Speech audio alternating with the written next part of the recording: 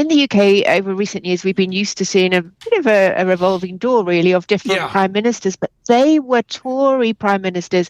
And because of the general election nearly 2 years ago, this is a Labour government, and the rules are different for the Labour Party. It's a little bit more difficult to shift an incumbent Labour prime minister. In fact, I don't think it's ever been done since the Labour Party, started about 126 years ago. So even if we do get Streeting, who's now just thinking, according to the press, about resigning, even if he were to launch a leadership campaign, Starmer could stand against him. Starmer could potentially win. So there are lots of different potential outcomes here. And of course, the bookie's favourite is right now currently the mayor of Manchester. Is there a way to play Sterling? I see it 136 pulling down one big figure to 135. Is there a Jane Foley call on Sterling to take advantage of this mess?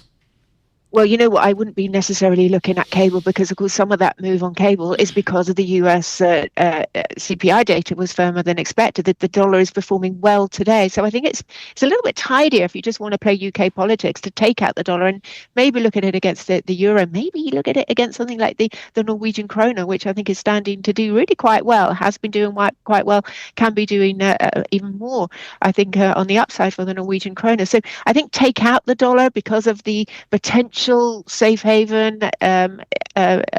play if we still carry on waiting for a peace agreement with the war in Iran, and because the uncertainties over the Fed.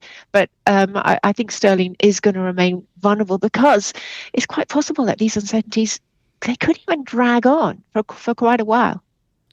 Jane, yesterday, J.P. Morgan CEO Jamie Dimon spoke with Bloomberg from their summit in Paris, and he said that J.P. Morgan may reconsider a planned multi-billion-dollar office tower in London if Starmer is ousted. What would that mean to the city, and is there fear that more CEOs may follow Dimon's lead? Well, this is a threat. Now, the reason that he would have said this, in my view, is because, as I said, the favourite to be the next leader of the Labour Party, the next Prime Minister, is the current Mayor of Manchester, Burnham. Now, he can't actually stand for the leadership unless he's an MP. So this would have to be quite a drawn-out process. He'd have to stand for a MP, he'd have to be proved to be an MP, he'd have to win a by-election, and then he'd have to have a leadership contest. Jane, can I just interject? This is like an episode of The Crown. It's true. Jane, for you people over there, you strange people like you and Ben Laidler and the rest, is this normal?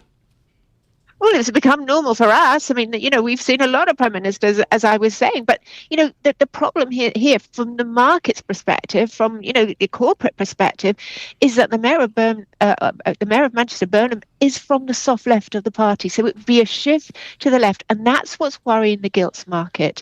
That's what is worrying corporate leaders, because the soft left of the party could be associated with a bit of a tax and spend type of mentality. And Burnham has said things in the past which have upset the gilt market, certainly if he was in a position of being the leader of the party. So that's the issue here. Alexis, do you think soft left is like far left? I mean, translate it. Perhaps in this new world order. Why don't you ask one more question to Jane Foley? We'll go to Ben. Let's bring this back to the markets for a moment and how they're reacting to sort of all of this chaos and uncertainty there. Is there a disconnect, do you believe, between what we're seeing in sort of at the London Stock Exchange? I'm not even broaden out from currencies for a moment, and what's going on in politics?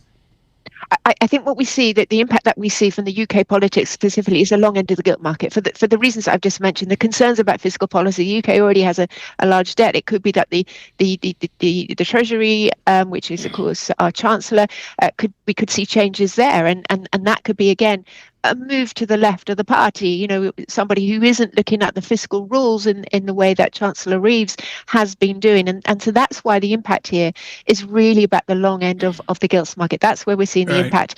And gilts have been underperforming since the long end, since the start of the Iran war. And that's where this risk premium is, this uncertainty about which way the leadership in the UK is going to go.